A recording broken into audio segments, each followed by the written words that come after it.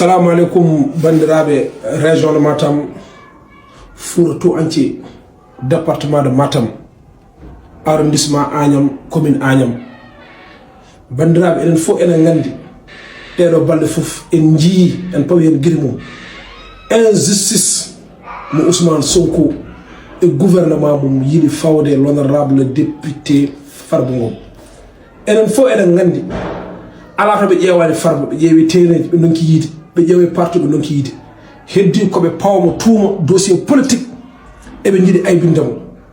ɗum noon janngo jeudi à partir de 16h siège men APR Mermoz bandiraɓe fuurankoɓe fof dendagal fuuranke biyomo mbimi ngaren mbaɗen soutenir l'honorable député Farba Ngom nafɗo yimɓe gila e hunde wodani, darniɗo leñol gila e hunde wodani, darni leñol gila e hunde wodani.